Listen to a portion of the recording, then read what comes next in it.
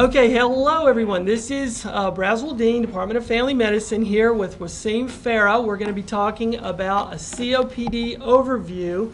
A lot of these slides are coming from University of Michigan. And just a quick disclaimer before we get set up.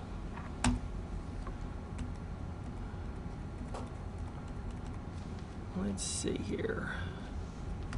Do you have to?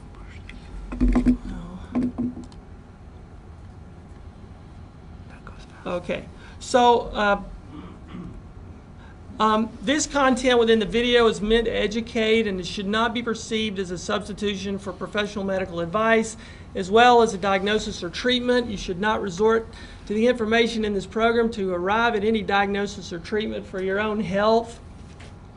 It does not replace medical care provided by medical specialists. In the situation you have specific symptoms, you might suspect that you're suffering from a medical problem, it's best to consult a physician. So in other words, this is a bunch of residents in a room sitting with us, and this is a board review type of situation. So attribution goes to Wasim Farah. He's the chief of pulmonary medicine here at Providence and a super nice fella, a friend of mine. I love working with this fella. Also, these slides, a lot of this material is coming from the University of Michigan, the Ambulatory Guidelines for Clinical Care for COPD. It's a great site, and of course the link will be included with this as well. Also, a Journal of Family Medicine. Last year, it was a great article about COPD in primary care. So, it's interesting that COPD is our third leading cause of death in the United States, behind heart disease and cancer. 700,000 admissions are going on every year, not very year, so there's one of the many typos I'm sure we'll find. So every year, and about 16 million Americans with COPD are present, and it's really estimated that about 50% of these are undiagnosed. So, Wasim, does that seem to correlate with what your experience is in your practice? Yes, Braz. Well, first off, hello everyone, and Braz, I love working with you. And when it comes to COPD, it is quite common, but quite a few of the cases are still undiagnosed because of the fact they're not very symptomatic. So yes. Yeah, you know, it's like, I think when I was training, I don't know about you guys, but it seemed like if you smoked, we always labeled them COPD patients. You know, all these smokers are COPD, and it doesn't necessarily mean they're COPD if they smoke. That is very true, and I'm glad you mentioned this because in our specialty, we look at HMPs and what people write, and quite often you question that COPD diagnosis because in that same HBI or HMP, it says never smoked, or smoked for 10 years, or smoked for 5 years. So really, not every smoker is a COPDer. COPD doesn't come out of thin air. Statistically speaking, only about 15% of smokers will get COPD. So that's why whenever you hear the smoking history, and again, we're talking not 2 years in college, we're talking 20 some years and a pack a day, that is that significant smoking history we look for any time in their life, or secondhand smoke exposure. So why only about 15%? Genetics and such could play a role. But we always say risk for COPD until we have the whole picture complete. Right, yeah. I mean, it's like you look at the medical record, they're patients you've never seen before, and COPD is just like hypertension. It's always on there, and you never really know. And you say, well, what was the spirometry, or what was the peak flow, or whatever. You don't really see it, and you just assume they're COPDers. So etiology, it's an inflammatory response in the lungs. And so cigarette smoking, single largest risk factor, but there are some environmental things, air pollutants, and alpha-1 antitrypsin deficiency, kind of a treatable form for this. So I guess in your practice as well as ours, it seems to be all about smoking, right? Right, and again, just like I said, we really have to have the whole picture complete. Either secondhand smoke or active smoking for that many years that I just mentioned, occupational exposure, somebody who is in, like, say, barbecue business, just barbecuing all day, environmental, and alpha-1, and that's it. you really cannot have COPD as a diagnosis unless you have a right history. Yeah, and alpha-1 antitrypsin, it's one of those diagnoses that, we don't see a lot of, but it's always A, on your boards, and B, you certainly don't want to miss it if it's right in front of you. So we'll keep going on. Well, let's talk about prognosis for just a minute. So this is going to be a chronic disease with a lot of exacerbations. That's kind of the rule. It's progressive airflow limitation, and as the disease progresses, life expectancy is going to fall. And this, the thing about the frequent exacerbations, more than 2 per year, seems to be one of these pivot points in trying to assess risk. These folks have worse quality of life, more rapid loss of lung function, increased mortality. And it seems like in residency, it's all about these readmissions for these people who are keep coming back, keep coming back. We, as residents, we see a lot of it. But our main job is to try to prevent that. But talk for a minute about these patients with these frequent exacerbations in terms of risk. So, not all COPD is created equally. Yeah, as we know, we have degrees. You've got the mild, moderate, severe, very severe. Some patients like to hear numbers like 1, 2, 3, 4, 4 being the highest, which is the very severe, when the FEV1 is below 30%. So obviously, the more severe COPD, the more potential for exacerbations. And the thing is, our current knowledge indicates that things don't go back exactly to the way it was before the exacerbation. So there is a potential loss every time there's an exacerbation. So our best accomplishment, if we can prevent exacerbations, if possible, that's one great accomplishment. So the more severe, the more potential for exacerbations. A great accomplishment if we can reduce the potential for exacerbations. And FEV1 really is just one variable. We're going to talk about this more in details, but we just cannot rely only anymore on FEV1 as the way to assess the extent or severity of COPD and exacerbations. When we allow someone to have an exacerbation, do we think of it as just something that resolves, or does it really take a little bit out of the lung? It does. To let somebody go through the exacerbation. You're right, Braz. Actually, it takes a little bit of the lung because our current knowledge indicates that with every exacerbation, we might be losing some of the lung function. Interesting. So these are some of the numbers that we talk about. If people looking for numbers, FEV1% predicted is what a lot of times is reported on our spirometry, and we're going to get into this a little bit more in a minute. But they've got this thing stratified: mild, moderate, severe, and very severe. And of course, these numbers are, I think when I first started this, I trusted these numbers, and now when I look at it, I don't correlate these numbers as much as I do the patient's exacerbation history or symptom history. So it's a number, right, and we use a lot with these numbers, but again, it's full of variables. Very true. So in the old days, we used to think FEV1 is a way to assess the severity of the COPD. But the more we know about COPD, the more we realize it's just one part of the problem. Now, I'm sure you must have seen patients with severe emphysema. They're walking around with the oxygen tank and the cannula. And then you get a spirometry, and you look at the FEV1, it's 65, 70%, and you're wondering, what is going on? I mean, technically this is mild, but the patient is quite hypoxic. And then you happen to get a CAT scan. And a CAT scan, you're looking and you're seeing tons of emphysematous changes, bulla. That is reducing the surface tremendously.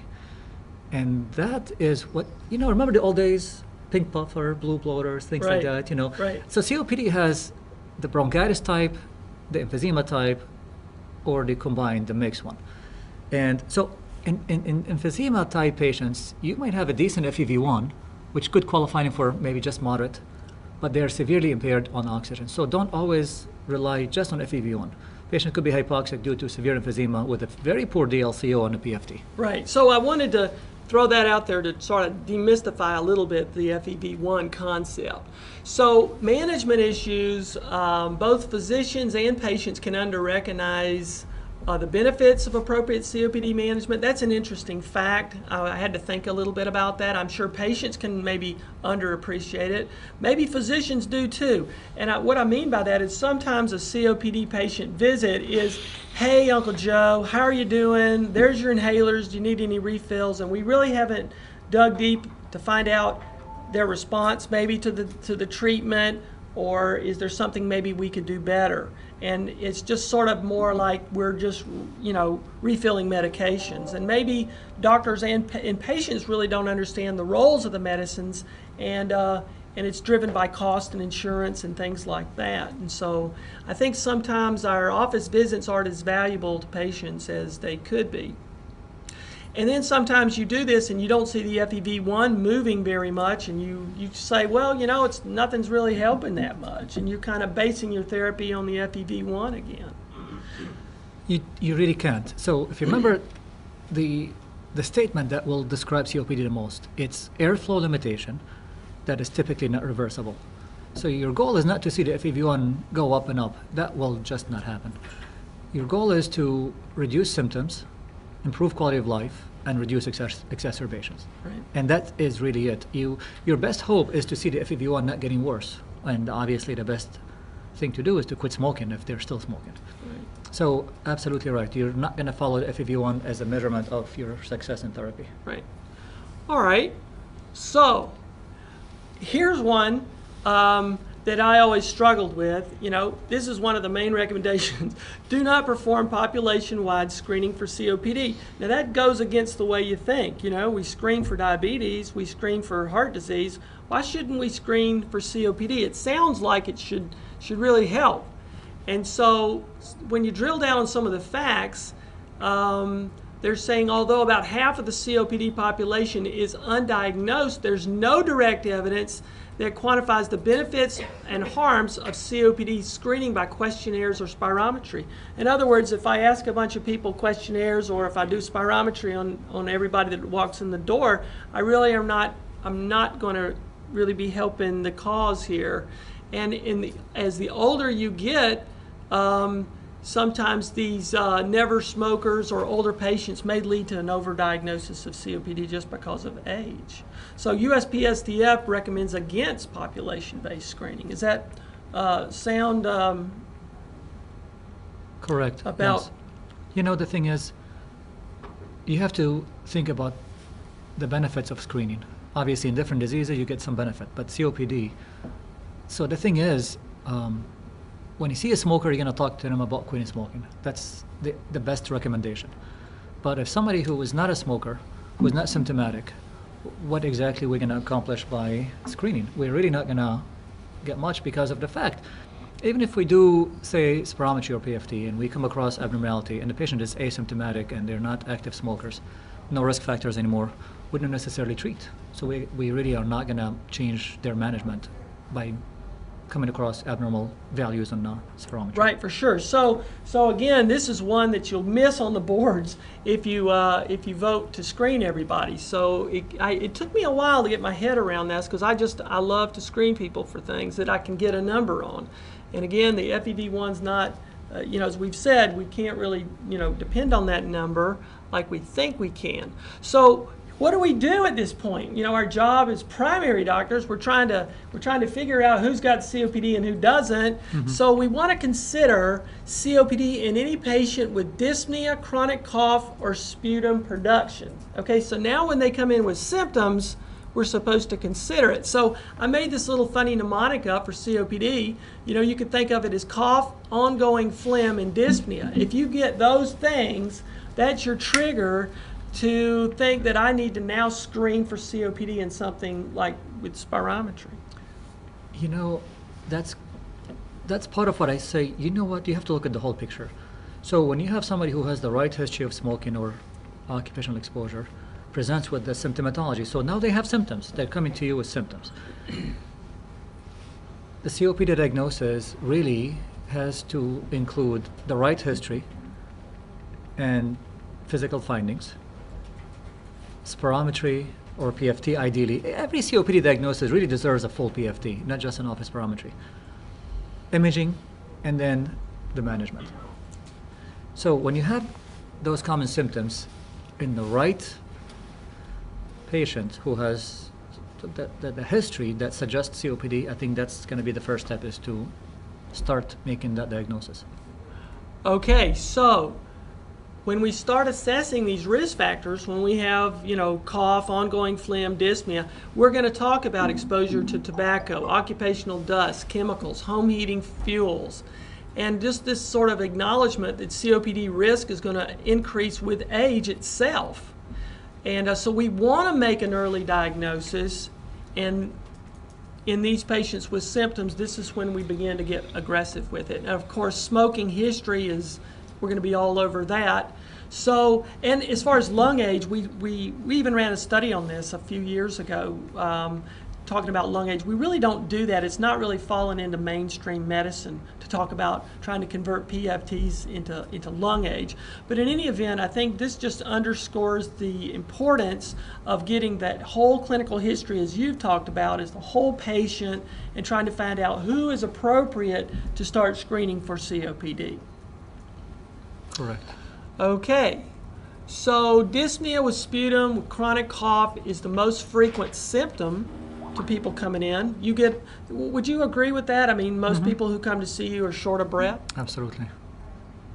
Okay, so this is from the U of M. This is sort of like, differential diagnosis time. So now they're coming in, they're short of breath, they have chronic cough, chronic phlegm.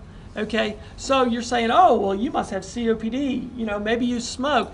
It's always good to have that little differential in the back of your mind, whether they're asthmatic or they have an asthma COPD overlap syndrome, chronic aspiration, cystic fibrosis, sarcoidosis, bronchiectasis, chronic sinusitis, interstitial lung disease, TB, bronchiolitis obliterans, CHF.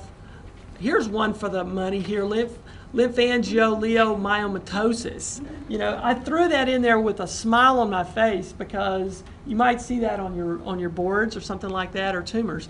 So again, just a head nod to the wise. Don't always assume that it's COPD just because they have a chronic cough and phlegm. Right. And just because this is board review, and just because I made the slides and I can do it, we're going to look at just a couple of these just for the fun of going over some vocabulary words for your boards. So, do you remember, do you have a good feeling for bronchiolitis obliterans? Okay? So popcorn lung, it's not swallowing popcorn when you're watching movies. There was this came to attention when former employees of the Glister Mary Lee popcorn plant in Missouri developed bronchiolitis obliterans. That's why they call it popcorn lung, because people were working at this popcorn factory, okay? And so it's an inflammatory obstruction in the patient's tiniest airways. So just a little vocabulary there. And bronchiolitis obliterans, they call it organizing pneumonia. They call it BOOP. Don't you love these names? Okay. So BOOP organizes in the lower lobes, right? And then in the superior lobes, you have chronic eosinophilic pneumonias. So just more things that you might pack away in your head for the boards. And then sarcoidosis was on our differential too. And everybody's favorite question when you're rounding is, what are the stages of sarcoidosis? Okay, because that says a lot about prognosis. So you've got this perihilar lymphadenopathy, stage 1. The perihilar lymphadenopathy now spreads out, and you get into the tissues here, stage 2. And then the tissues get more involved, and the perihilar lymphadenopathy kind of fades out of the picture, stage 3. And then stage 4 is more of the fibrotic lung. So, right, and so it's actually just a radiological staging. It's not really clinical. So the way I look at it is that from stage 1 to stage 4, it's moving from the center to the periphery, leaving the center. That's really how you can look at it. Stage 1, just the lymph nodes. Stage 4, out of the lymph nodes and completely damaged parenchyma. So it really as if it moved from the center to the periphery and damaged the parenchyma quite a bit. Stage 4 is the most advanced stage where you have the fibrotic lungs plus the bronchiectasis, traction bronchiectasis. Yeah, and it's like the stages too. It's always nice, it's like one of those, when residents or other doctors say, they have sarcoidosis, I always like to know the stage because that creates a lot of prognostic information too. Because like stage 1 has what, like 60% or 80%, resolution. Correct. So by the time they get stage 4, it's completely irreversible. I mean, fibrotic tissue in the fibrotic lung never reverses, whether it's IPF, sarcoid, any ILD type. Once you get to the fibrotic stage, it's completely irreversible. Now, stage 1, you're right, Braz. The good news is that we tell them that we made a diagnosis, but we sit still quite often if they're not symptomatic, because sometimes it just can go away. But that doesn't mean they don't have symptoms. They sometimes can have cough, which is the most common symptom from sarcoid. Again, Right. cough is, again, a very common symptom in COPD. Good. Okay, so, and just interstitial lung disease, just a little head nod, that this is an inflammatory condition within the lung. I'm going to leave it at that just for the sake of time because we're going to move on a little bit. And, lymphangiomyomatosis, or LAM syndrome. It's a rare lung disease affecting women of childbearing age. So abnormal tissue spreads into the areas of the lung where they don't belong. This is in the, I believe, the muscular muscle cells within the lungs. So maybe just remember that for your boards. And I'm going to leave it at that just for the sake of time. But I couldn't resist such a vocabulary word there. Okay, so again, we're going to move along a little bit. Dyspnea intermittently then becomes persistent on your physical exam. Physical exam is typically unhelpful to diagnose COPD. So don't you love that? Your physical is not that helpful. So we were looking for early airflow limitation with spirometry. Okay, so severe disease may have decreased breath sounds or just any variety of things on exam. Again, it's talking about the hyperinflation, barrel chest, accessory muscle use. Weight loss typically indicates more Just advanced one disease. quick comment. When it comes to chest exam in COPD, quite often when we used to have a paper chart, you remember that CTAB, clear to auscultation bilaterally? Yeah, CTAB. A lot of people write that, and I think that's probably inappropriate because of the fact you really have to comment on the air exchange. Some of our COPD patients, they don't wheeze, they don't have bronchi, but when you listen to them, the air exchange is very poor. You feel like your stethoscope is not working. So that reduced air exchange or poor air entry is one of the things you look for, especially in severe COPD patients. Yeah, for sure. Even in whether it's in the office or the hospital, you're waiting for people to get better from their exacerbation. A lot of times, the noisier patients actually, getting better because they're moving more air. Yeah, they are sometimes I hear residents saying they didn't wheeze yesterday, they're wheezing today. It's like, actually, that's probably a good sign. So wheezing sound happens because of the air trying to squeeze through a tight air pipe. That's what causes the wheezing. So if the air pipe is very tight, there's no wheezing. But if there is very diminished air exchange, that's not a good sign. That's actually quite a bit of a bad sign.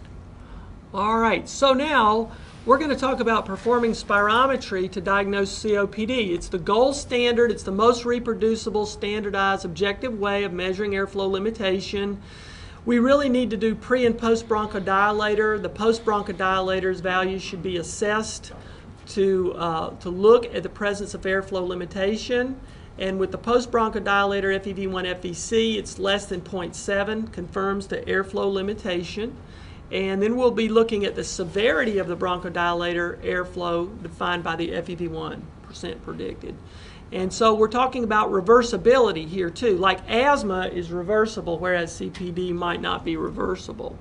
So we're going to move on a little bit. We're not going to talk about diffusion capacity and those type of things because that's not going to be helpful for us in this focus. So again, just before we get into the spirometry, because we're getting ready to do that next, what is our big objective? Well, if we do spirometry here and we have FEV1 FVC less than 70%, that's going to tell us we have obstructive problems. If the FVC is less than the lower limit of normal, we're going to be thinking about restrictive problems. And again, the restrictive differential includes asthma and COPD. Asthma being reversible obstruction, COPD mainly being non-reversible or poorly reversible. But you've got other things in there too, like the alpha-1 antitrypsin, bronchiectasis, bronchiolitis obliterans, cystic fibrosis, and those type of things. The restrictive, you've got your obesity and what we see a lot of, idiopathic pulmonary fibrosis, and all these other things too. And just for the sake of time, I won't read them, but there's a lot of things on the restrictive differential that are dealing with scoliosis, kyphosis, and more structural issues. The way I describe it to the team typically to make him clearly understand the difference between obstructive and restrictive, it's very simple. Obstructive, you have the air pipes full of gunk. So the air pipe caliber is narrow. Restrictive, the air pipe is perfectly fine. The chest cannot expand. So, like I always say, I can give you a restrictive impairment in a minute. I can have you wear a very tight vest and really, really tight and say take a full breath. Well, you can't because it's really tight. You cannot take a full breath. So the FEV1, FVC are reduced proportionately. So the ratio is normal. Quite abnormal. I just gave you that one by giving you that vest. On the obstructive side, the exhalation has to go through very tight air pipes. So remember from the physics, if the pipe is quite tight, it takes more for the flow, for the same volume to go through that tight pipe. So that's the obstructive. And one comment about spirometry is that technique matters a lot. So I always say that that has to be done really in a adequately, by a person who is adequately trained. Otherwise you might get erroneous data. Right. That brings us to a spirometry report that was probably not done great because there's no post bronchodilator. So for the purposes just of looking at spirometry reports, I thought it would be fun to pull some spirometries from the office, the ones that the residents are used to seeing. I'm not sure about the South Lyon residents if you have similar reports, but at least the ones at Dayton, I was trying to pull some that you would be looking at. So when you get something like this, what do? Okay, so the first thing we're going to look at, this is our best, this is pre, we don't have post unfortunately, but look at here at the FEV1 FVC ratio. Okay, that's greater than 70 because see there's 86. So that means there's no obstruction. Okay, so the second thing we're looking at is there's the lower limit of normal there, and we see our FVC, and our FVC 2.30 is greater than the lower limit of normal, okay? And that means there's no restriction. And then the third thing we're looking at, or we're trying to look at, is this little guy over here, which is the FEV1% predicted, which is 91%, and this is in the normal range. So again, this spirometry report shows there's no obstruction, no restriction, and it's a normal spirometry. Okay, I've only got a few of these. I'm just going to move through. Sure. And Wasim, feel free to chime in if you want to. Sure. We'll get through some of these, and I just wanted to give everybody a little bit of practice. So for this one, we see our FEV1 FVC, okay, and that ratio is dropped now. That's 56, okay? So that tells us there's obstruction going on, all right? And then you see 3.15 is greater than 2.54, so our FVC is greater than the lower limit of normal, so we have no restriction going on for this patient. And then in this one, we see the FEV1% predicted is 69%, and so we have moderate, this is sort of moderate, a moderate value here, so that this is read out as moderate obstruction.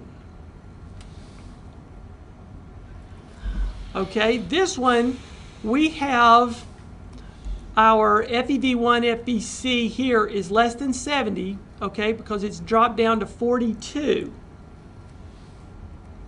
And then when we look at our FVC, we see that 2.10 is less than 2.18, so the FVC is less than the lower limit of normal, so we have restriction. And then if we look at the FEV1% predicted, we have 43% predicted, so this is severe. So this is read out as severe obstruction, And they read this out as mild restriction. I'm not sure if that's if how you would agree with that. But again, this is just an example of a patient with restrictive and obstructive. Spirometry is great to assess the dynamic airflow. So for FEV1, it's fabulous, FEC. Unfortunately, if you don't have a TLC, it's really difficult to make a final determination on the restriction, because by definition, the total lung capacity has to be reduced for us to say with a great deal of certainty that it's a restrictive impairment. You can say it's possible restriction by a reduced FVC. FEV1, FVC are great when it comes great findings in spirometry, but you don't get TLC. Right, right. Yeah, these are things that you might see on boards just for trying to interpret basic spirometry. Right, right. So I thought this would be good practice just for basic board type scenarios to know what they'd typically ask you the spirometry report, and then what would your differential be. So that's where we're going with some of this stuff. So if they give you something like this, here's the spirometry report. We've got the FEV1 FVC is greater than 70, so you know that there's no obstruction going on. And in this one, there's our lower limit of normal there. 1.26 is less than the lower limit of normal, so yes, we have restriction. So at least according to this screening spirometry, we have some type of restriction going on, and they call this moderate. According to the FEV 1% predicted, it's down to 72%. So that's moderate restriction, at least according to this screening spirometry. I think this is our last example. So when we look at FEV1 FVC, we see it's about 70. I think they calculated it less than 0.7, but that's why they triggered it. So if we said there's obstruction going on, FVC less than the lower limit of normal, that would be 0.9 is less than 0.96 is less than 2.10. There's restriction, and when we see the FEV 1% predicted, it's down to 29%. So this again at least is very severe, and at least from our ability to screen for it, we would look and we would think maybe that there's some very severe restrictive airway. Or obstructive. Yeah, I mean, or really, obstructive too. This is very impaired FEV1 FVC, and this requires significant attention because of the fact it's below 30% FEV1. Very severe impairment. Right, so just wanted to, yes sir.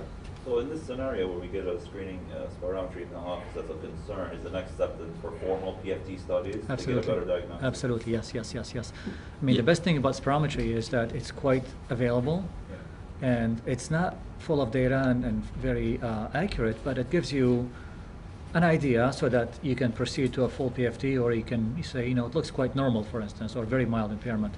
Because really, when you get the full PFT, and I think every diagnosis of COPD, if you're going to make a formal diagnosis, they deserve at least a baseline PFT, not just the spirometry. So that will you'll get a total lung capacity, you get the diffusion capacity, and so on. Right. So again, spirometry has a place. Spirometry has a place to try to help you make diagnoses. Obviously, once we do, And follow. Yeah, and follow progression. Mm-hmm. Like Follow progression. So once you have the baseline PFT, and you have established, you know, the state of COPD they're in, and then you're making changes on the treatment. So you don't keep repeating the PFT every visit. You just do a spirometry to look at the changes in the, you know, if FEV1 is going down, which is hopefully not the case. But yeah, spirometry is great to follow on the FEV1. You're not looking for a great deal of improvement, but at least not going down and down. Yeah, it's interesting that as healthcare progresses or healthcare changes, however you look at it, family doctors are more and more under the gun to perform spirometries every year on COPD patients or, you know, lung patients, that type of thing. So a lot of doctors are going to be required to do this, and sometimes spirometry is one of those areas that sometimes folks aren't as comfortable looking at spirometries in their own office, and it has a lot to do with the office staff being trained very well and just your ability to practice very well.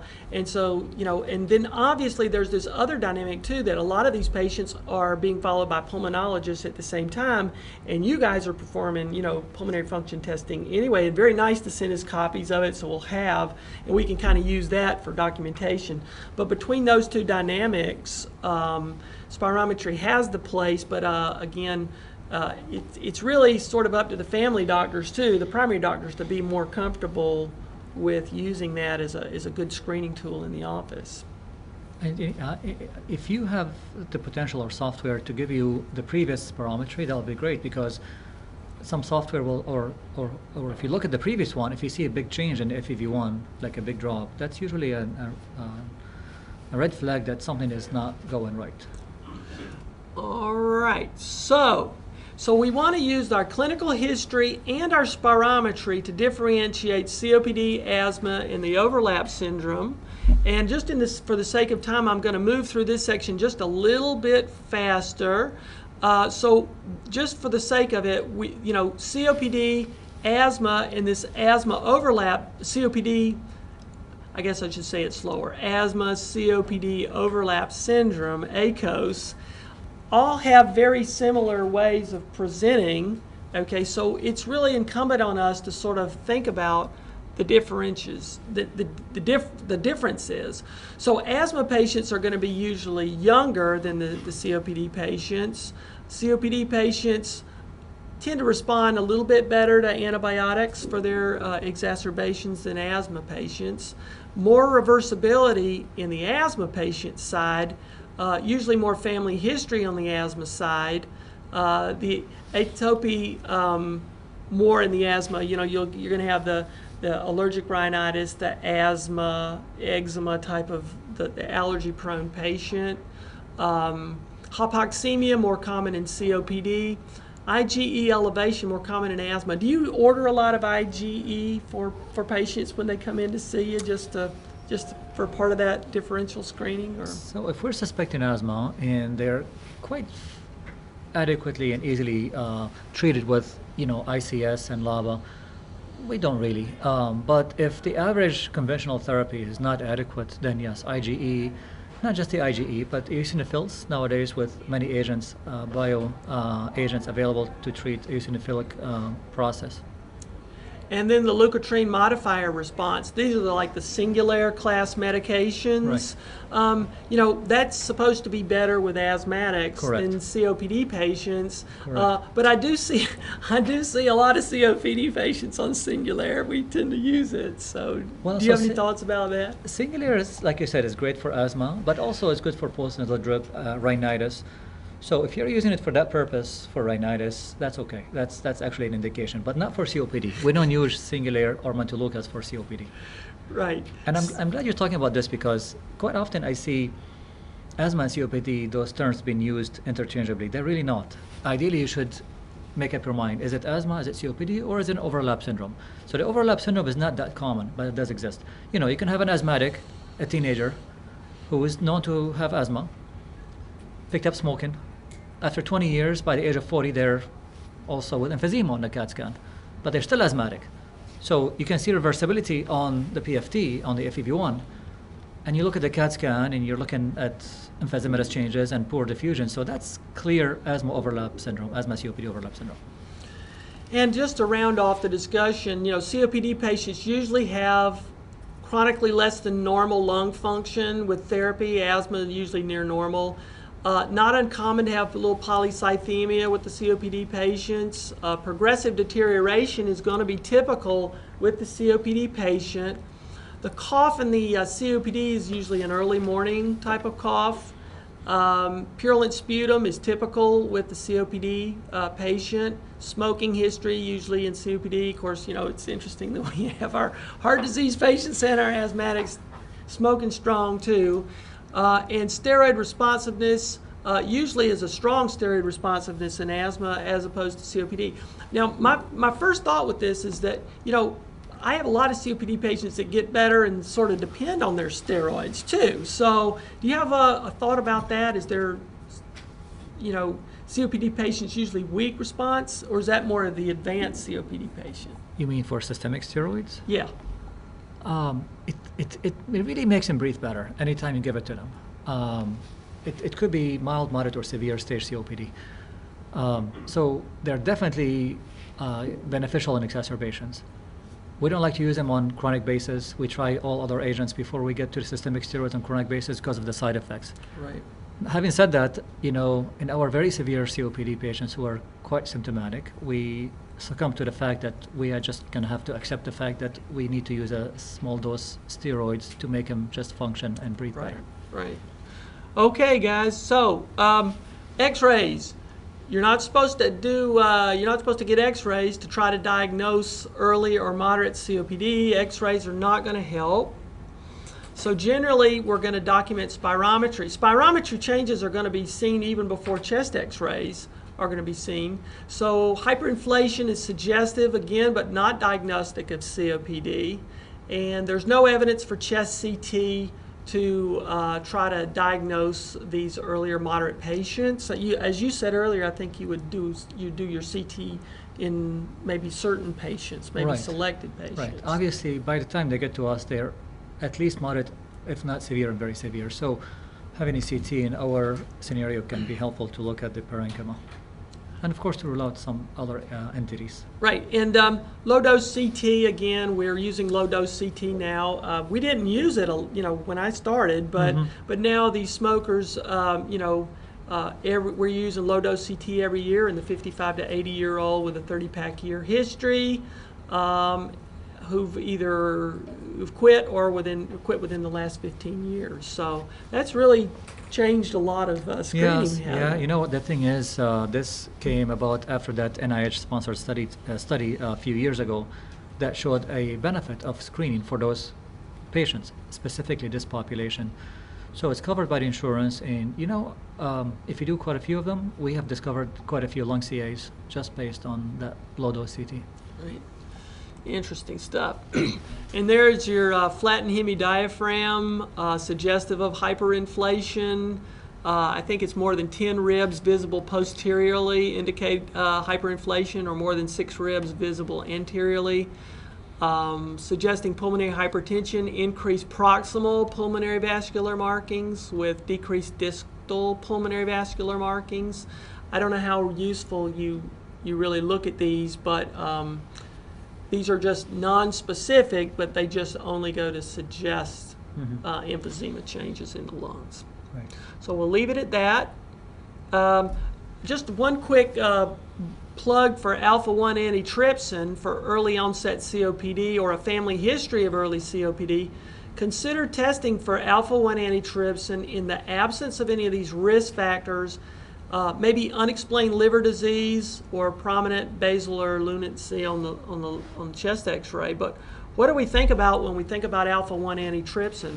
Well, in the healthy patient, alpha-1 antitrypsin is made in the blood, and it performs. It protects the lungs. Basically, it protects the lungs from proteases.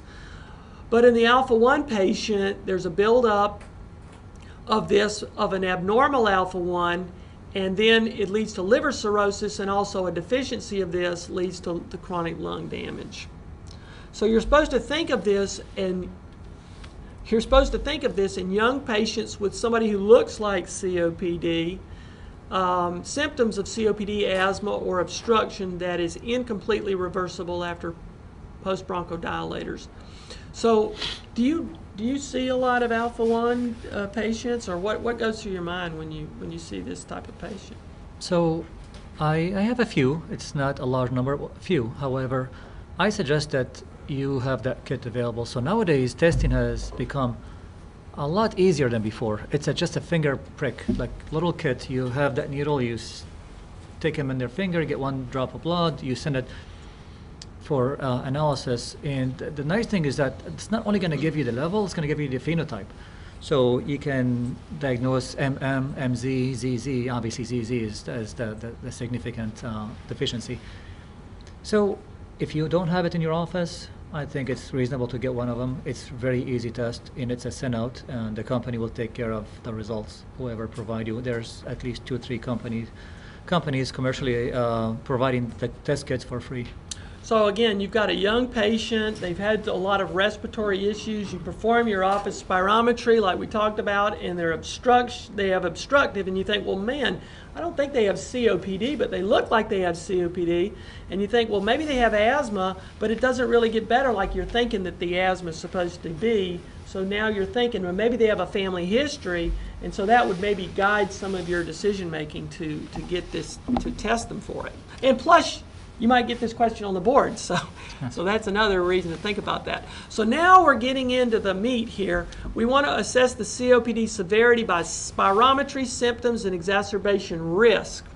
So again, we're going to move quickly just for time, but again, we've talked a lot about the FEV 1% predicted. That's sort of that traditional thing that we've thought about, but now we want to move into thinking about symptom severity, either with the MMRC or the CAT assessment test, and then we think about the hospitalizations, okay? And so I've made a handout. This handout here that we'll go over towards the end is sort of the MMRC. It's just a little question, and it's easy to get the score, and then you flip it over on the back, and then it helps you figure out the gold assessment. So I try to make this handy-dandy little thing, and then on it, it helps you know the stratification of the patients, and I put every single inhaler on here that you might use. So you could Xerox these and go in the room and just sit down with the patient and try to figure out to make sure they're getting the proper medicines. So that might be fun to do. So let's get into this a minute. So we talked a bit about using spirometry in terms of mild, moderate, severe, and very severe. And then we talk about our exacerbation risk. And it's interesting, if they have greater than 2 exacerbations or at least 1 hospitalized exacerbation, they're at increased risk. Now this is off the MMR scale for risk, and I just like that because it's simple to use. And then the low risk are 0 to 1 exacerbations and no hospitalized exacerbations. So again, you guys are always seeing the exacerbation, and it's interesting from your perspective, admitting the patient, it would be fun to kind of know the exacerbation history so you can automatically in your own brain stratify these patients to know your ability to assess what they need medication-wise. And not just take everything for face value that there's that's what they need to be on. So again, this is these are the questions, and these are the questions on your sheet. Do you get short of breath, hurrying on level ground, or do you have to walk slower than people your own age on level ground? Do you ever have to stop? Walking at your own pace on level ground. Do you ever have to stop for breath walking about 100 yards? Are you too short of breath to even leave the house? So those are the 0 through 4. And this is the CAT assessment, and I'll just leave it at that. That's the CAT assessment, which I've not Xeroxed for you.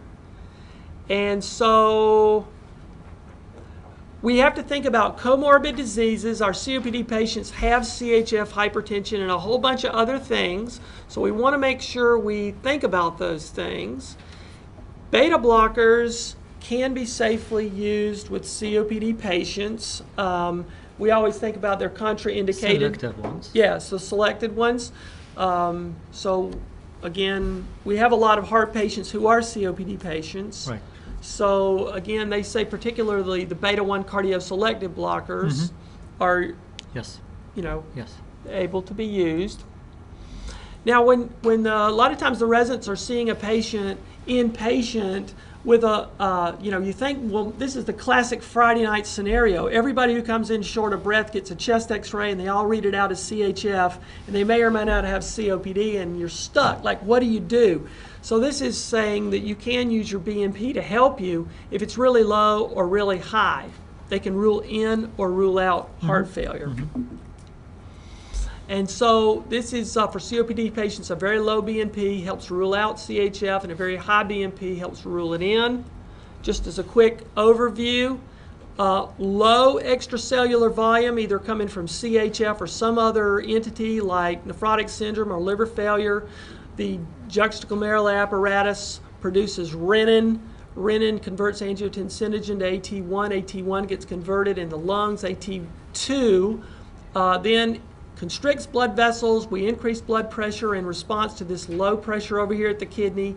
We stimulate the adrenal cortex, the zona glomerulosa, to produce aldosterone, which at the distal tubule increases sodium reabsorption. And we also constrict the efferent arteriole at the glomerulus to increase intraglomerular hydrostatic pressure, which augments GFR, which primes the pump, which increases the volume here in response to the low extracellular volume, effective extracellular volume at the JGA. But the other thing that happens is the heart produces ANP and BNP, and this is the BNP that we expect to be really elevated in acute CHF. And so that's just an overview, just for the boards, for this physiology.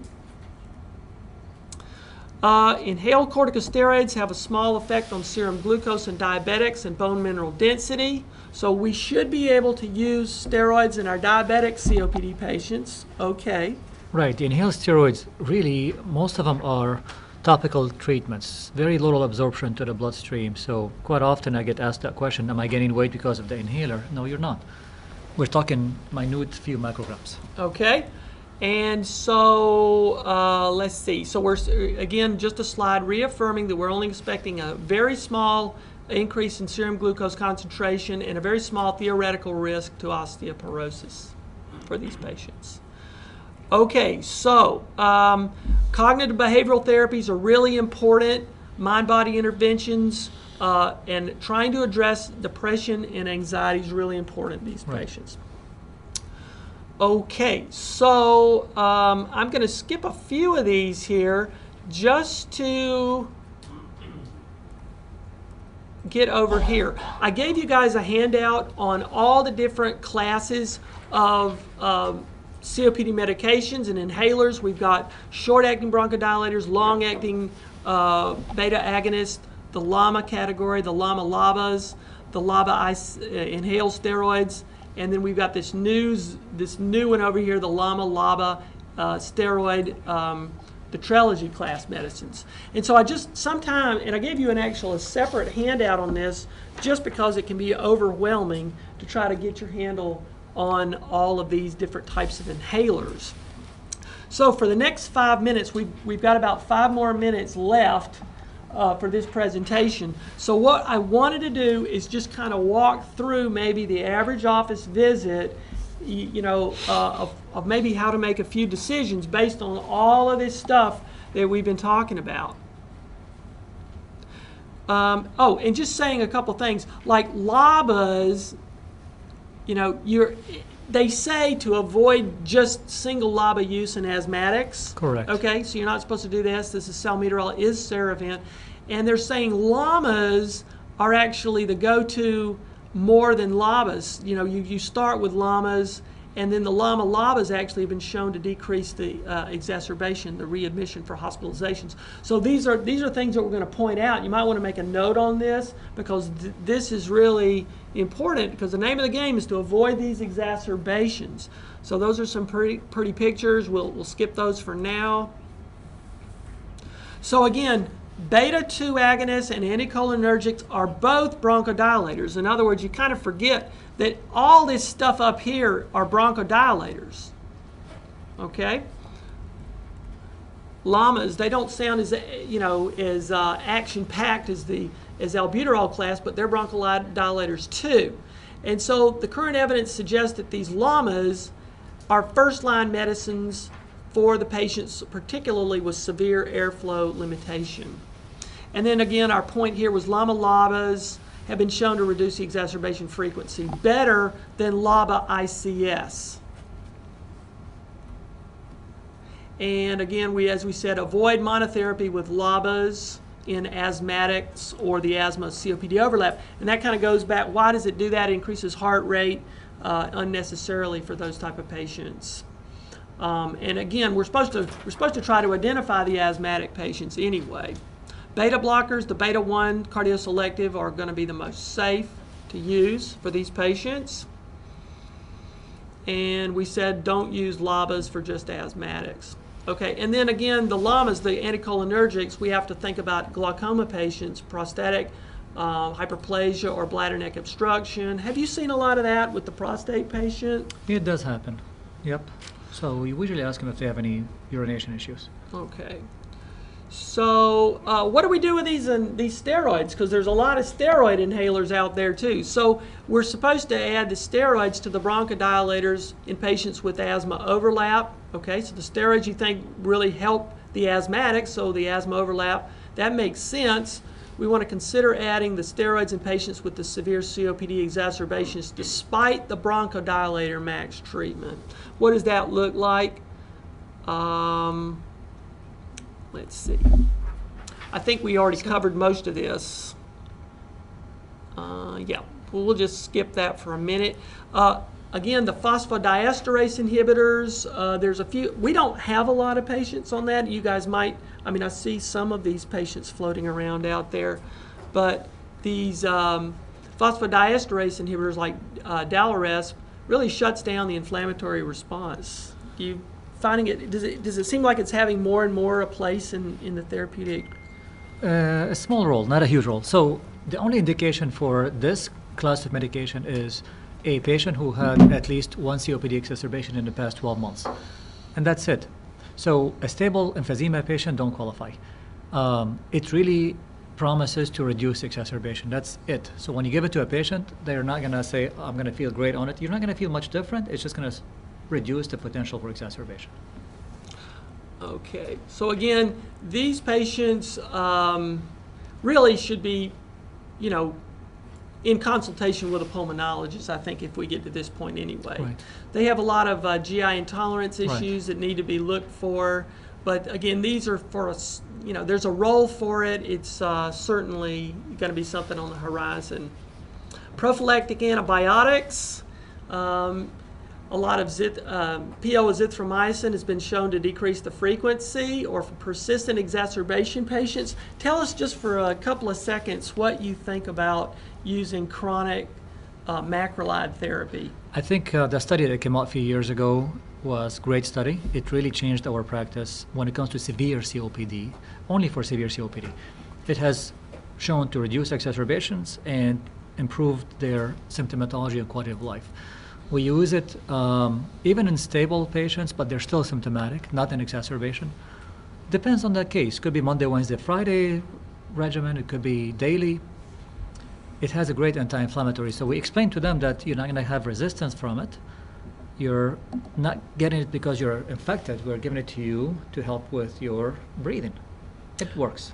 Interesting. You know, it's always been one of those things for me is they tell us, don't overprescribe antibiotics because you're going to get resistance. But then you get these patients, and we put them on it for months and months and months. That one specific, I always tell them that one specific antibiotic, you're okay. You're not going to apply this to every antibiotic. Because that study, which was, again, for a whole year, those who have severe COPD were given macrolide for a year. No side effects to speak of any significance. No concern of any resistance or overgrowth of different bacteria. But there is a great benefit. Great. Okay, so I'm just, for the sake of time, we talked about theophylline. Pulmonary rehab is good. Mm-hmm. Our goal is to keep the pulse ox over 90%. Right. And they get oxygen if it's less than 88%. Patients coming in the hospital, would that be a good goal for the inpatient team to keep the Yes. pulse ox over 90% for these COPD patients? Anytime you're in doubt, if you don't have a blood gas to show you if they are CO2 retainer or not, just write an O2 order to maintain O2 set about 92%, and that's it. You don't have to specify the liters, the flow. Just say maintain O2 set about 92%. You're always safe in that regard. Good. All right, the last thing we talked, we're gonna skip these patients, you know, really should get Pneumovax 23, right? They have chronic lung disease. Yes. Now, Prevnar 13, they really should get that if they're immunosuppressed.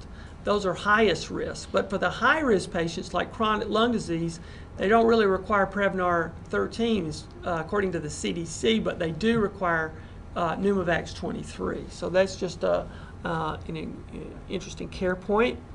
And so just on this, we're going to jump into this just for another 2 minutes, and then we're going to wrap it up. Again, spirometry is what we talked about, but now we sort of moved away from the spirometry from the diagnosis, and then we look at the assessment of airflow limitation in terms of giving them a number. But now the gold criteria sort of revised all this dependence on spirometry, and they said, look at the symptoms, how it correlates with the exacerbation history, and like our MMRC tool, we can either go this or this side, and then we can sub-quantify them in terms of their exacerbation history. So in other words, if we have a patient who comes in starting off, they've not had any exacerbations or no hospitalizations, and they have a 0 to 1 MMRC, we would start them off on a SABA or a LABA bronchodilator, and then based on their symptoms, we would move them up to a LAMA or LABA-LAMA. And then if they begin to have more exacerbations, greater than 2 or at least 1 inpatient admission, they're really now depending on LABA or LAMA-LABA, or if that doesn't work, LAMA steroid, and then sort of the worst, frequent exacerbations with really increased symptomatology, LAMA-LABA, or even triple therapy with the steroids, macrolides for the smokers, and either Darelesp, or even maybe prednisone at some point. If needed, yes. So I exactly right. Now that you're talking the most severe ones, and for those, I think macrolide will be great consideration. Steroids when they have exacerbations, but by the time you reach MMRC-C, you're probably thinking triple therapy, and